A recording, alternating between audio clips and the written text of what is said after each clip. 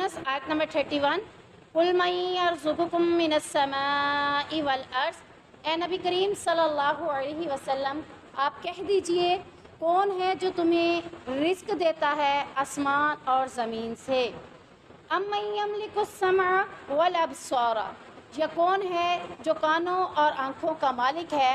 وَمَن يُخْرِجُ الْحَيَّ مِنَ الْمَيِّتِ وَيُخْرِجُ الْمَيِّتَ مِنَ الْحَيِّ وَمَن يُدَبِّرُ الْأَمْرَ، اور کون ہے جو زندہ کو مردہ سے نکالتا ہے اور مردہ کو زندہ سے نکالتا ہے، اور کون ہے جو ہر کام کی تدبیر کرتا ہے؟ فَسَيَقُولُونَ اللَّهُ، تو ضرور کہیں گے کہ اللہ۔ فَقُلْ أَفَلَا تَتَّقُونَ، بس کہہ دیجئے کہ پس تم کیوں نہیں ڈرتے؟ فَذَلِكُمُ اللَّهُ رَبُّكُمُ الْحَقُّ، بس یہی ہے تمہارا رب جو کہ سچا ہے۔ فَمَاذَا بَعْدَ الْحَقِّ إِلَّا الضَّلَالُ، پھر حق کے بعد گمراہی کے سوا کیا ہے؟ فَأَنَّىٰ تُصْرَفُونَ، بس کہاں پھیرے جاتے ہو تم؟ میدان محشر میں مشرکین کی حالت زار بیان کرنے کے بعد اللہ رب العزت ان کے شرک کے خلاف دلائل پیش کر رہا ہے، اور انہیں دین کی دعوت کے حوالے سے فکر اور غور کرنے کا اس آیاتوں کے اندر اللہ رب العزت جواز پیش کر رہا ہے۔ سب سے پہلی چیز کیا ہے کہ اے نبی کریم صلی اللہ علیہ وسلم آپ ان سے پوچھئے تو صحیح، رزق دینے والی ذات جو آسمان سے دے یا زمین سے دے، دونوں صورتوں میں جو رزق دیا جاتا ہے وہ کون دینے والا ہے؟ تو یہ اعتراف کریں گے کہ اللہ ہی رزق دینے والا ہے۔ کون اعتراف کریں گے؟ مشرکین مکہ، شرک کرنے والے لوگ۔ جب تم اعتراف کرتے ہو کہ اللہ ہی تمہیں رزق دینے والا ہے، اور پھر دوسرا کوشچن کیا کیا کہ تمہیں سننے اور تمہیں آنکھیں یعنی دیکھنے کے لیے آنکھیں کس نے دی ہیں؟ تو وہ بھی کہیں گے کہ اللہ نے دی ہیں۔ یہ دوسرا سوال ہو گیا۔ تیسرا سوال کہ زندہ سے مردے کو کون نکالتا ہے اور مردے سے زندہ کو کون نکالتا ہے؟ تو اس کے جواب میں بھی کہیں گے اللہ۔ یعنی ہر سوال کا جواب اعتراف کرتے جائیں گے کہ اللہ ہی یہ سارے کاموں کے اوپر قادر ہے۔ وَمَن يُدَبِّرُ الْأَمْرَ، اگلا سوال کیا ہے کہ کاموں کی تدبیر کون کرتا ہے؟ تو اس بارے میں بھی کہیں گے کہ اللہ ہی تدبیر کرتا ہے۔ تو سب سے پہلے تو ہمیں اس بات کی سمجھ آ رہی ہے کہ آسمان سے رزق کیسا ہے؟ بارش کے ساتھ۔ زمین سے رزق کیسا ہے؟ زمین کے اندر بیج ڈالا جاتا ہے اور وہ تناور درخت بن کے پھل اگاتا ہے، تو یہ زمین سے رزق ہے۔ گندم یہ بھی زمین سے ہے، یعنی مختلف قسم کے پھل سبزیاں یہ سارے زمین سے ہیں، لیکن ان کو بھی جب تک بارش کا پانی نہ لگے تب تک یہ اس طرح سے نہیں سرسبز و شاداب ہوتی جس طرح اللہ چاہتا ہے، یا جس طرح انسان کے کام آنے کے لیے ان سبزیوں کو اور ان پھلوں کو ہونا چاہیے۔ دنیا کا جتنا پانی بھی لگا دے، کسان نظر کس پہ رکھتا ہے کہ اب بارش ہو جائے تاکہ میری فصل اچھے سے تیار ہو جائے۔ تو آسمان سے بارش برسا کر زمین پہ رزق دینے والا یہ کون ہے؟ اللہ رب العزت ہے۔ دوسری چیز کیا ہے کہ سننے کے لیے کان کس نے دیے ہیں، دیکھنے کے لیے آنکھیں کس نے دی ہیں؟ تو یہ بھی اللہ رب العزت نے ہی دیے۔ کوئی بھی نہیں کہہ سکتا کہ اللہ کے علاوہ کسی اور نے دی ہیں۔ کوئی پیروں کو مانے، کوئی فقیروں کو مانے، کوئی درباروں کے اندر جائے، کوئی مردوں کے پاس جائے، کسی کے پاس بھی جائے، لیکن تب بھی وہ یہی کہیں گے کہ آنکھیں اللہ نے دی ہیں اور کان بھی اللہ تعالیٰ نے ہی عطا کیے ہیں۔ تیسری چیز کیا ہے کہ زندہ کو مردہ سے اور مردہ کو زندہ سے نکالتا ہے۔ یعنی زندہ سے مردہ کو کیسے نکالتا ہے؟ یعنی سب سے پہلے ہم نے یہ دیکھنا ہے کہ پھل کو گٹھلی سے اور گٹھلی کو پھل سے۔ ہم کہتے ہیں مرغی پہلے پیدا ہوئی یا انڈا، ایک بات ہے جو لوگ سوچتے ہیں۔ اب اگر اس چیز کو دیکھیں تو پہلے یہ دیکھیں کہ پھل پیدا ہوا یا گٹھلی، یہ بھی ایک کوشچن ہے، جواز ہے۔ تو وہ جس کو چاہے، جس میں سے چاہے نکال سکتا ہے، اس کے لیے کوئی مشکل نہیں ہے۔ وہ پھل چاہے پہلے پھل اگا سکتا ہے، وہ گٹھلی چاہے تو پہلے گٹھلی اگا سکتا ہے، اور گٹھلی سے پھل کو اگانا یا پھل سے گٹھلی کو اگانا یہ دونوں اس کے کام ہے جو وہ کرتا ہے۔ انسان تو بیج لگا دیتا ہے، لیکن بیج کے ساتھ اندر گٹھلی کیسے بنتی ہے اور باہر پھل کیسے بنتا ہے یہ کون بنانے والا ہے؟ اللہ رب العزت کی ذات۔ اور دوسری چیز کیا ہے کہ زندہ سے مردہ اور مردے سے زندہ پیدا کرنا۔ مثال کیا ہے کہ ایک انسان سے جب ایک بچہ پیدا ہوتا ہے وہ کیا ہے؟ زندہ پیدا ہو گیا۔ تو زندہ سے اللہ رب العزت نے زندہ کو پیدا کیا۔ اسی طریقے سے اگر کسی کی ڈیتھ ہو جاتی ہے تو ڈیتھ کے بعد بھی بچہ بعض اوقات زندہ ہی پیدا ہوتا ہے، تو وہ مردے میں سے کیا نکالتا ہے؟ زندہ کو نکال دیتا ہے. اور اسی طرح سے ایک بے جان زمین ہے. کسان کیا کہتا ہے؟ اس پہ کوئی کاشت نہیں ہو سکتی، لیکن جب اللہ چاہے تو اس کے اوپر کاشت ہو سکتی ہے. مکہ کے پہاڑ سے سبز و شاداب نہیں ہے، لیکن قیامت کے قریب قریب کیا نشانیاں ہیں کہ بارشیں اس قدر ہوں گی کہ مکہ کے پہاڑ سے سبز و شاداب ہو جائیں گے. تو آج کچھ لوگ یہ بات پیشن گوئی کرتے ہیں کہ کئی ایسے پہاڑ مکہ میں اب موجود ہیں جو سبز و شاداب ہوتے جا رہے ہیں، اور بارشیں بھی مکہ میں اب زیادہ ہو رہی ہیں. تو یہ بے جان چیز کو سبز و شاداب کرنا یعنی زندہ کرنا کس کا کام ہے؟ اللہ کا. تو اس بارے میں بھی ان کا یہ یقین ہے کہ یہ اللہ ہی کرتا ہے. اور کاموں کی تدبیر کے حوالے سے تقدیر بھی آ جاتی ہے کہ فیصلے کرنا، اس کے بارے میں کیا معاملہ کرنا ہے، اس کے لیے کیا فیصلہ کرنا ہے، اس کے لیے کیسے فیصلے کرنے ہیں، یا یہ کام کیسے کرنا ہے. سارے کاموں کی تدبیر کون کرتا ہے؟ اللہ رب العزت سارے کاموں کی تدبیر کرتا ہے. تمام امور کا فاعل حقیقی، یعنی فاعل کس کو کہتے ہیں؟ کرنے والے کو. ٹھیک ہے نا؟ کرنے والا کون ہے؟ اللہ رب العزت ہے. چاہے دنیا کے اندر حکمران بیٹھے ہیں، چاہے دنیا کے اندر کافر حکمران ہمارے حکمرانوں کے اوپر مسلط ہو کے بیٹھے ہیں، لیکن اصل کاموں کی تدبیر کون کر رہا ہے؟ اللہ. اللہ رب العزت نہ چاہے تو کبھی بھی پاکستان کے اوپر یہ حالات نہیں ہو سکتے، چاہے کفار جتنا بھی زور لگا لے. لیکن کیوں اللہ چاہ رہا ہے؟ اللہ تعالیٰ نے خود ہی کہا ہے کہ جب بھی تم پر کوئی برائی آتی ہے، جب بھی تم پر کوئی برا معاملہ آتا ہے، وہ تمہارے اپنے عمل کی وجہ سے آتا ہے. اس وقت ہم لوگ اللہ کی عبادت سے دور ہونے کی وجہ سے اللہ کی ناراضگی کو مول لے بیٹھے ہیں، جس کی وجہ سے اللہ ہم سے ناراض ہو کر ہمارے اوپر کافروں کو مسلط کر دیا ہے اور ہمارے اوپر وہ فیصلے صادر کرتا ہے. آج بھی بات ہو رہی تھی بجلی کے حوالے سے، تو جب تک یہ ایم ایف جو ہے یہ ہمارے حکمرانوں کے اوپر مسلط ہو کے بیٹھی ہے، جس کی وجہ سے وہ بجلی کو کے ریٹس کم کرنے کے لیے کر ہی نہیں سکتے. اور یہ مسلط کیوں ہو کے بیٹھی ہے؟ اس کا جب ذکر قرآن میں پڑھتے ہیں تو تب یہی سمجھ آتی ہے کہ اللہ رب العزت کی ناراضگی کی وجہ سے، اللہ ہم سے ناراض ہونے کی وجہ سے ہمارے اوپر ایسے دن لے آیا ہے کہ ہم تنگی میں آئیں، مصیبت میں آئیں، پریشانی میں آئیں. اور اس صورت میں ہو سکتا ہے کہ بہت سے لوگ اللہ کی طرف رجوع بھی کر لیں، اور ہو سکتا ہے کہ بہت سے لوگ گمراہ بھی ہو جائیں. تو بہت سے لوگ گمراہ ہو کے کیا کریں گے؟ جیسے جہاد سے نکلنے کے والے لوگ کیا کہتے تھے؟ تم ہمارے ساتھ ہوتے تو کبھی بھی مارے نہ جاتے. تو اسی طرح کافر مسلمانوں کو کہتے ہیں تم ہمارے ساتھ مل جاؤ، ہمارے علاقوں میں آ جاؤ، تم اسلام کو چھوڑ دو. دیکھو جیسے ہمیں فیسلٹی ملتی ہیں، ہمیں جو سارا کچھ ملا ہے تمہیں بھی وہ سب کچھ ملے گا. اور ہمارے مسلمان جب اتنے گھبرائے ہوئے ان معاملات سے، مشکلات سے، پریشانیوں سے، وہ ان کی پیشکش کو قبول کر لیتے ہیں، اور پھر وہ کیا ہو جاتے ہیں؟ گمراہ ہو جاتے ہیں. اور یہ کس وجہ سے ہوتے ہیں؟ اللہ تعالیٰ کہتا ہے کہ میں کوئی بھی معاملہ جب کرتا ہوں، کوئی بھی حکم، کوئی بھی فیصلہ کرتا ہوں، تو اس میں بہت سے لوگ ہدایت پا جاتے ہیں اور بہت سے لوگ گمراہ ہو جاتے ہیں. تو ان سارے کاموں کا، معاملے کا اختیار کس کے پاس ہے؟ اللہ رب العزت کے پاس ہے. حق و باطل کے درمیان کوئی تیسرا راستہ نہیں ہے. یعنی اللہ رب العزت نے یا تو حق کا راستہ اپنانے کے لیے کہا ہے یا باطل کا راستہ، تیسرا راستہ کوئی نہیں. یا اس بارے میں ہم یہ کہہ سکتے ہیں یہ جنت ہے یا جہنم ہے، تیسرا کوئی ٹھکانہ نہیں ہے. کوئی جنت میں جانے والے کام کرے گا تو کوئی جہنم میں. حق پر چلنے والا کس راستے پہ چل رہا ہے؟ جنت میں جانے والا. اور باطل پہ چلنے والا کون ہے؟ جہنم میں جانے والا. تو اللہ رب العزت کہتا ہے کہ جب حق اور باطل کے علاوہ کوئی تیسرا راستہ نہیں ہے تو پھر تم اپنے مالک کو، اپنے رب کو، رب کی پہچان بھی کر لی، رب کے بارے میں سمجھ بھی آ گئی، پھر تم اس کو چھوڑ کے کسی اور کے پاس کیوں جاتے ہو؟ فَمَاذَا بَعْدَ الْحَقِّ کہ إِلَّا الضَّلَالَ، پھر حق کے ہوتے ہوئے گمراہی کو قبول کیوں کرتے ہو؟ جب تم اپنی زبان سے اس باتوں کا اقرار کر رہے ہو کہ ان تمام کاموں کا کرنے والا اللہ ہے، پھر تمہارے پیر، فقیر، اولیاء یا اللہ کے ساتھ جن کو بھی شریک ٹھہراتے ہو وہ کس کام کے؟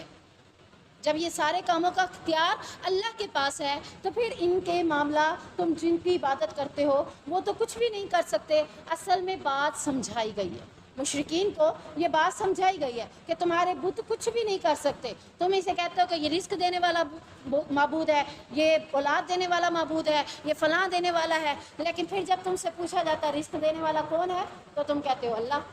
پھر جب تم سے پوچھا جاتا ہے آنکھیں اور کان کس نے دیے، تم کہتے ہو اللہ. پھر کہتے ہو کہ تمہیں زندہ سے مردہ اور مردے سے زندہ کون نکالتے ہو، تو تب بھی کہتے ہو اللہ. تو رب کی پہچان یہی ہے کہ رب ان تمام باتوں کے اوپر قادر ہوتا ہے، اور عبادت کے لائق بھی وہی ہوتا ہے جو یہ سارے کام کر سکے. جب تمہارے معبود یہ سارے کام نہیں کر سکتے تو عبادت بھی ان کی نہیں کی جاتی. اب حق بات سمجھ آنے کے بعد بھی اللہ کہتا ہے گمراہی کو تم کیوں قبول کر رہے ہو، فَإِنَّا تُصْرَفُونَ، تم پھر گمراہی کے راستے پر کیوں پھیرے جاتے ہو، پلٹائے جاتے ہو. تو یہ اللہ ہی ہے جو تمہارا رب ہے، جو تمہارا مالک ہے، خالق ہے، معبود ہے، بس تم اسی کی ہی عبادت کرو. كَذَلِكَ حَقَّتْ كَلِمَةُ رَبِّكَ عَلَى الَّذِينَ فَسَقُوا أَنَّهُمْ لَا يُؤْمِنُونَ.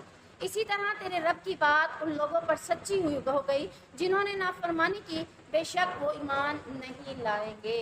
یعنی جس طرح یہ مشرکین تمام تر اعتراف کرنے کے باوجود، اب آپ بھی دنیا میں جو درباروں پہ بیٹھے ہیں، آ رہے ہیں، سجدے کر رہے ہیں، یا کسی اور کے پاس اللہ کے ساتھ شریک ٹھہراتے ہوئے ان کے پاس جا کر اگر یہ سارے سوال کر لیے جائیں تو وہ بھی جواب میں کیا کہیں گے؟ اللہ. اعتراف وہ بھی کر لیں گے. تو اللہ تعالیٰ نے اس آیت میں کہا ہے کہ مشرکین تمام تر اعترافات کے باوجود بھی کیا کریں گے؟ اپنے شرک پر قائم رہیں گے. یعنی بات سچی ہو گئی، بات واضح ہو گئی، تیرے رب کی طرف سے ان کے اوپر حقیقت کھل گئی، اس کے باوجود بھی انہوں نے کیا کی؟ نافرمانی کی. کیونکہ یہ اپنے شرک پر ڈٹے رہے، اسے چھوڑنے کے لیے تیار نہیں ہے. اسی طرح تیرے رب کی یہ بات بھی ثابت ہو گئی کہ ایسے لوگ کبھی بھی ایمان نہیں لائیں گے. اس کی ایک مثال ہے عام روٹین میں زندگی کے اندر کہ جب ہم کہتے ہیں کہ پڑھ لو، ایک پڑھنے کے حوالے سے بات ہو رہی ہے اور وہ نہیں پڑھتا، پھر ہم کیا کہتے ہیں اس کے بارے میں؟ یہ پڑھ بھی نہیں سکتا. ہم کیوں کہہ رہے ہیں؟ ہمیں کوئی غیب کا علم ہے، لیکن ہم اس کی نیچر کو دیکھ کر کہہ رہے ہیں. تو اللہ تو زیادہ ہی علم والا ہے نا، ہم سے زیادہ ہی اسے ساری باتوں کی حقیقت کا پتہ ہے. تو اللہ تعالیٰ کہہ رہے ہیں کہ یہ اعتراف کر لیں، یہ حقیقت کو مان لیں، یہ اللہ کی پہچان کر لیں، لیکن اس کے باوجود بھی یہ ایمان نہیں لائیں گے. کیوں؟ کیونکہ اللہ ان کی رگ رگ سے واقف ہے. اللہ نے خود ہی کہہ دیا کہ یہ لوگ ایمان نہیں لائیں گے کیونکہ یہ غلط راستہ چھوڑ کر صحیح راستے کی طرف آنا ہی نہیں چاہتے. اب نماز کا کسی نہیں پتا کہ نماز فرض ہے، لیکن اس کے باوجود بھی کوئی نماز کے لیے نہیں آتا. کیوں نہیں آتا؟ کیا اسے پتا نہیں ہے کہ نماز فرض ہے، چھوڑوں کا گناہ ہوگا، اللہ کے ہاں باس پرس ہوگی؟ یہ ساری باتیں وہ جانتا ہے، لیکن کیا ہے؟ وہ اس بات کے اوپر ایمان نہیں لائے گا کہ میں نے 5 نمازیں پڑھنی ہیں. کیوں؟ کیونکہ اللہ نے اس کے بارے میں کہہ دیا کہ یہ نمازی بنے گا نہیں. کیوں نہیں بنے گا؟ کیونکہ اس کی نیچر سے اللہ بھی واقف ہے. اسی طرح حدیث میں آتا ہے کہ ایک شخص نے نبی کریم صلی اللہ علیہ وسلم سے عرض کی کہ یا رسول اللہ صلی اللہ علیہ وسلم، کیا جنت کے لوگ جہنمیوں میں سے پہچانے جا چکے ہیں؟ یعنی پتہ چل چکا ہے کہ یہ جہنمی ہے اور یہ جنتی ہیں، پہچان ہو چکی ہے کہ کون جنت میں جائے گا اور کون جہنم میں جائے گا. آپ صلی اللہ علیہ وسلم نے فرمایا ہاں پتہ ہے کہ کون جنتی ہے اور کون جہنمی ہے. اس نے کہا پھر عمل کرنے والے عمل کیوں کرتے ہیں؟ جیسا کہ حضرت عثمان غنی کے بارے میں آ گیا تھا، جنگ خندق کے موقع پر آیا تھا نا کہ آج کے بعد عثمان غنی اگر کوئی بھی نیکی کا عمل نہ کرے تب بھی یہ جنت میں جا سکتے ہیں کیونکہ یہ جنتی ہیں. کیا انہوں نے نیک عمل چھوڑ دیے تھے؟ نہیں چھوڑے تھے نا. تو اب یہ شخص کیا کہہ رہا ہے کہ اللہ کے نبی جب لوگوں کو بارے میں پتہ ہے کہ یہ جنتی ہے اور یہ جہنمی ہے، پہچان ہو چکی ہے، پھر عمل کرنے کی کیا ضرورت ہے؟ یعنی وہ ایک کوسچن اٹھا رہا ہے. تو آپ صلی اللہ علیہ وسلم نے فرمایا ہر شخص کے واسطے وہی عمل ہے، یعنی وہ وہی عمل کرتا ہے جس کے واسطے وہ پیدا کیا گیا. جس عمل کے لیے وہ پیدا کیا گیا ہے وہ وہی عمل کرے گا. جس کام کے لیے مجھے پیدا کیا گیا میں وہی کروں گی نا. میں نے جو کام مجھے کوئی اور کہہ بھی دے یہ کام کرو یہ کام کرو، میں کہوں گی نہیں میں نہیں کرتی. کیوں؟ کیونکہ مجھے اس کام کے لیے پیدا ہی نہیں کیا گیا. تو جس کام کے لیے، جس عمل کے لیے جس کو پیدا کیا گیا ہے وہ وہی عمل کرے گا. بات سمجھ آ گئی ہے نا کہ کوئی نیکی کا عمل کیوں کرتا ہے یا کوئی گناہ کا عمل کیوں کرتا ہے؟ کیونکہ وہ اسی واسطے پیدا کیا گیا اور وہ وہی عمل کرے گا. لیکن پھر بھی ایک چیز اللہ نے انسان کے اختیار میں دے دی، حق کو باطل کو واضح کرنے کے بعد یہ بھی بتا دیا کہ تقدیر بدلی جا سکتی ہے. تقدیر کو بدلنا چاہیں تو تقدیر بدلی جا سکتی ہے. اگر اللہ نہ کرے ہمارے واسطے میں برائی کا عمل لکھا گیا، لیکن میں اس بات کو سمجھتے ہوئے تو بس استغفار کر لوں گی، اللہ سے دعائیں کروں گی، اپنی تقدیر کو بدلنے کی کوشش کروں گی دعاؤں کے ذریعے، تو کیا میری تقدیر نہیں بدلی جائے گی؟ بدلی جا سکتی ہے۔ لیکن یہاں پر یہ بات بھی واضح ہے کہ ہر انسان کے لیے جو عمل اللہ نے لکھ دیا ہے وہ اسی عمل کے لیے پیدا کیا گیا ہے۔ اب ہم آرام سے بیٹھ جائیں کہ مجھے میرے اختیار میں جو عمل ہوگا میں وہی کروں گی، اپنی طرف سے تو میں کچھ نہیں کر سکتی، نہیں، ایک انسان کی کوشش بھی ہوتی ہے۔ تو کیا ایک انسان یہ کہہ دے کہ میرے ذمہ جو آج اللہ نے رزق لکھا ہے، ماں کے پیٹ میں ہے، رزق لکھا جا چکا ہے، میرے حصے میں جو رزق ہے وہ میں گھر میں بیٹھ کے کھاؤں گی، بیٹھی ہوئی ہوں، میں نے کہیں نہیں جانا۔ مرد بھی کہہ دے میں نے کمانے کے لیے نہیں جانا، گھر کا کوئی فرد کمانے کے لیے نہیں گیا، کیوں نہیں گیا؟ کیونکہ میرے رزق میں رزق تو لکھا جا چکا ہے، وہ مجھے مل کر رہے گا۔ اب وہ بیٹھا ہے کہ گھر میں بیٹھے ہی مل جائے، تو ایسا ممکن ہے؟ کوشش کرنی پڑتی ہے۔ ہیلا ہم کرتے ہیں اور وسیلہ اللہ کرتا ہے۔ تو یہاں بھی نیکی کے عمل کے لیے کیا کرنا پڑے گا؟ ہیلا ہمیں کرنا پڑے گا، کوشش ہمیں کرنی پڑے گی، محنت ہمیں کرنی پڑے گی، پھر اللہ رب العزت اس عمل کی طرف مجھے راغب بھی کر دے گا۔ قُلْ هَلْ مِن شُرَكَائِكُم مَّن يَبْدَأُ الْخَلْقَ ثُمَّ يُعِيدُهُ، کہہ دیجئے اے نبی کریم صلی اللہ علیہ وسلم، کیا تمہارے شریکوں میں سے کوئی ہے جو پیدائش کی ابتدا کرتا ہو پھر اسے دوبارہ بناتا ہو؟ یعنی پیچھے اللہ نے چند باتیں، چند سوال کر کے پوچھا کہ کیا تمہارے شریک یہ کام کر سکتے ہیں؟ تو وہ کہتے ہیں نہیں، یہ کام کون کرتا ہے؟ اللہ۔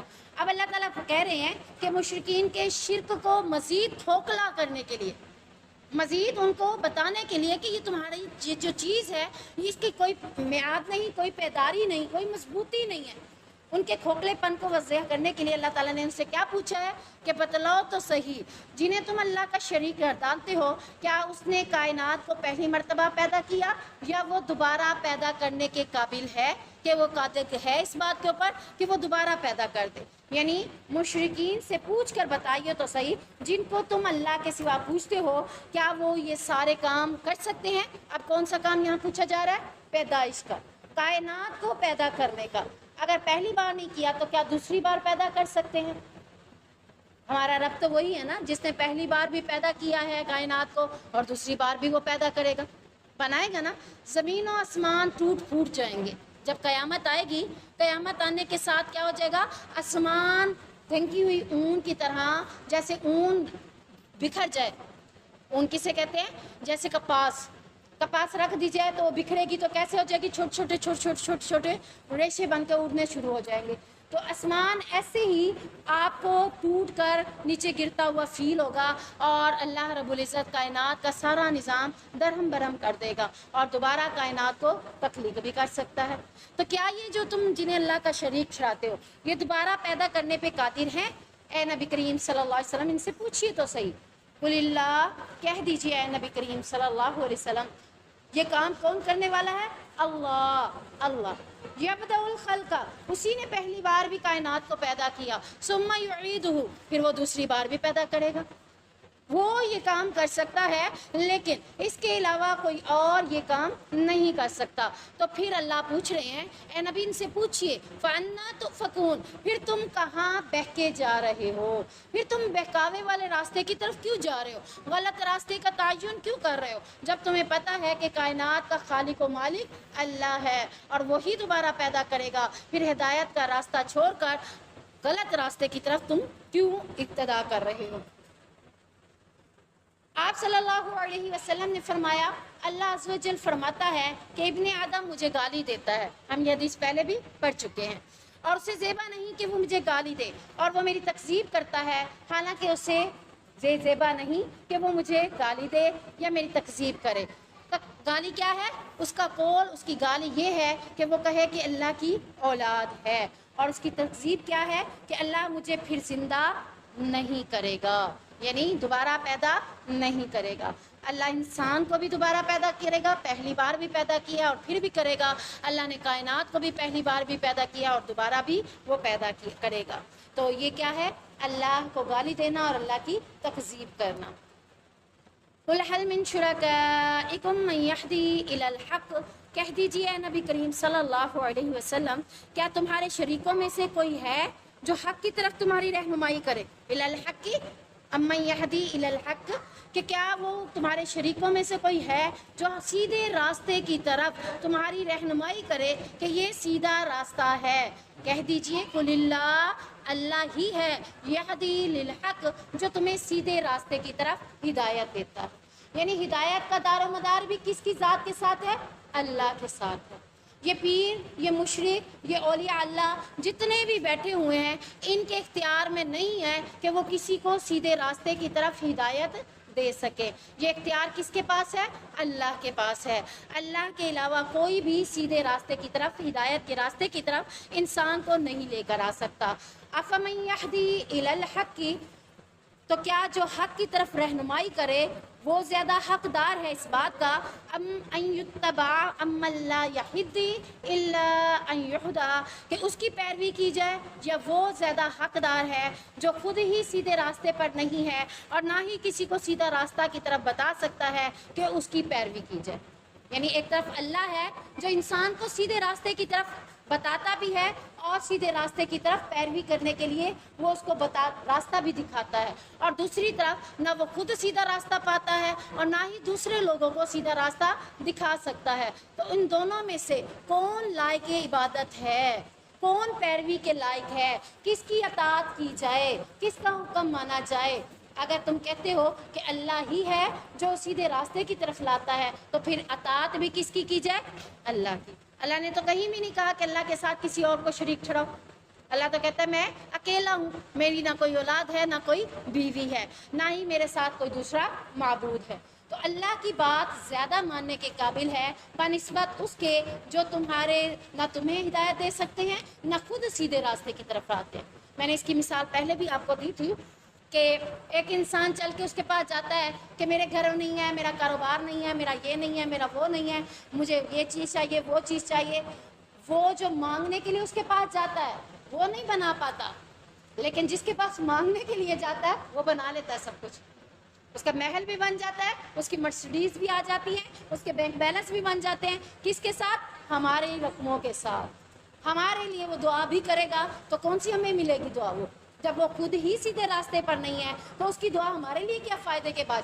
ہاں، ہماری رقم سے وہ اپنا گھر بھی بنا سکتا ہے، اپنا ساری زندگی کا سٹیٹس بھی بنا سکتا ہے۔ تو اللہ تعالیٰ نے یہی بات سمجھائی ہے کہ ہدایت دینے والا وہ نہیں، اللہ ہے۔ تو ان یتبع، اطاعت کے لائق بھی وہی ہے، اطاعت کے لائق بھی وہی ہے، پیروی کے لائق بھی وہی اللہ کی ذات ہے۔ اللہ کی اطاعت کرو، اللہ کی بات کو مانو۔ فما لکم کیف تحکمون، تو تمہیں کیا ہے، تم کیسے فیصلے کرتے ہو؟ یعنی فیصلے سے مراد یہ ہے کہ اللہ کو چھوڑ کر کسی اور کی طرف کیوں جاتے ہو، اللہ کے علاوہ کسی اور سے کیوں مانگتے ہو؟ یہ فیصلہ ہے نا ہمارا کہ اللہ کے بجائے ہم کس سے مانگیں گے؟ فلاں کے پاس جا کے مانگیں گے، وہاں جائیں گے دال روٹیاں دیں گے، مچھلیاں دیں گے، اس کو بکرے دیں گے، اس کو یہ چیزیں دیں گے، پھر یہ ہمارا فیصلہ ہے اور ہم اس فیصلے کے اوپر پورے اترتے ہوئے یہ سارے کام کرتے ہیں۔ تو اللہ تعالیٰ کہتا ہے کہ کیسی تمہاری کم عقلی ہے اور جاہلانہ رسمیں ہیں، جاہلانہ فیصلے ہیں، اور یہ تمہارے فیصلے جائز بھی نہیں ہیں، عقل کے لحاظ سے بھی، دلیل کے لحاظ سے بھی۔ جب تم خود اس بات کے متعارف ہو کہ اللہ ہی ہے ہدایت دینے والا، تو پھر اللہ سے ہی تم مانگو۔ وَمَا يَتَّبِعُ أَكْثَرُهُمْ إِلَّا ظَنًّا، اور ان کے اکثر پیروی نہیں کرتے مگر ایک گمان کی۔ یعنی جیسے ہم سوچ لیتے ہیں، گمان کر لیتے ہیں، کسی کے بارے میں بھی گمان کر لیتے ہیں، حالانکہ جس کے بارے میں ہم گمان کر رہے ہیں وہ ویسا نہیں ہوتا، لیکن جب ہم گمان کر لیتے ہیں ہمیں وہ ویسا نظر آتا ہے۔ تو اللہ تعالیٰ یہی کہہ رہے ہیں، جو مشرکین معبودوں کو اپنا، یعنی بتوں کو اپنا معبود سمجھتے ہیں، تو انہوں نے ان کے بارے میں کیا کر لیا؟ صرف گمان کر لیا ہے، سوچتے ہیں۔ جیسے میں کہتی ہوں مثال کے طور پر، ایک انسان کو کسی سے تکلیف ملتی ہے، کسی کی چھوٹی سی بات بری لگتی ہے، وہ اس کے بارے میں کیا فیصلہ کرتا ہے؟ یہ تو ہے ہی ایسا، یہ تو ایسا ہی ہے، اور جب اس کا غصہ جاتا رہتا ہے پھر وہ کیا سمجھتا ہے؟ نہیں، میں نے غلط کام کیا تھا۔ تو یہ جو گمان، بعض سوچتے ہیں، بعض اس بات کو سوچتے ہی نہیں بلکہ اپنے گمان کے اوپر قائم رہتے ہیں کہ نہیں، ہے ہی میرا خاوند ظالم۔ یہاں تک کہ بیوی بھی یہی کہتے ہیں، ہے ہی میرا خاوند ظالم، اس نے دیا ہی مجھے کیا ہے۔ جب وہ گمان کے اوپر گمان اپنے خاوند سے بدگمانی کرتی جائے گی تو کبھی بھی لوگ اسے کہیں گے تمہارا خاوند بہت اچھا ہے، تمہارا خاوند یہ کرتا ہے، وہ کہے گی تمہیں کیا پتہ، کیونکہ وہ اپنا گمان لے کے بیٹھی ہے۔ تو یہ جو معبود بتوں کی معبودی کرتے ہیں، پرستش کرتے ہیں، عبادت کرتے ہیں، جب ان سے یہ ساری باتیں پوچھ بھی لو، اس کے باوجود بھی وہ کیا کہیں گے؟ نہیں بھئی، یہ معبود ہمارے معبود ہے، یہ ہمارے بت ہیں، ان کو برا بھلا کوئی بھی نہ کہے. کیوں؟ کیونکہ انہوں نے گمان کر لیا ہے. ان کے فاسد گمان کی وجہ سے ان کے پاس کوئی دلیل تو ہے ہی نہیں، اور یہ صرف اپنے خیالات کی وجہ سے، کون سے برے خیالات کی وجہ سے ان کو اپنا معبود سمجھتے ہیں. ان الظن لا یغنی من الحق شیئا، بے شک گمان حق کے مقابلے میں کچھ بھی کام نہیں آتا. یعنی جب صحیح راستہ، صحیح بات سمجھ آ جائے تو جو ہمارے جھوٹے گمان ہوتے ہیں، برے گمان ہوتے ہیں، وہ حق اور سچ بات کے مقابلے میں کچھ بھی کام اور کچھ بھی فائدے کے باعث نہیں بنتے. اس لیے یہ مشرکین جان رکھیں کہ اللہ ان کے تمام مشرکانہ اعمال کو کیا کر رہا ہے؟ ریکارڈ کر رہا ہے. ہو رہے ہیں نا ریکارڈ؟ فرشتے جو دائیں بائیں بیٹھے ہیں ہمارے عمل کو ریکارڈ کر رہے ہیں نا، لکھ رہے ہیں نا. تو اللہ تعالیٰ کہہ رہا ہے کہ میں ان کے سارے عملوں کو ریکارڈ کر رہا ہوں، اور قیامت کے دن ان کو ضرور ان کے اعمالوں کا بدلہ دوں گا. اور ان اللہ علیم بما یفعلون، بے شک اللہ تعالیٰ خوب جاننے والا ہے جو بھی وہ عمل کر رہے ہیں. یعنی ریکارڈنگ کی صورت میں اللہ ریکارڈنگ کرا کے تمہارے لیے ثبوت رکھ رہا ہے، اور اللہ تو ویسے ہی انسان کے بارے میں جانتا ہے، جو کچھ بھی وہ عمل کرتا ہے اللہ کو بتانے کی ضرورت نہیں ہے. سبحانک اللہم و بحمدک، اشہد ان لا الہ الا انت، استغفرک و اتوب الیک.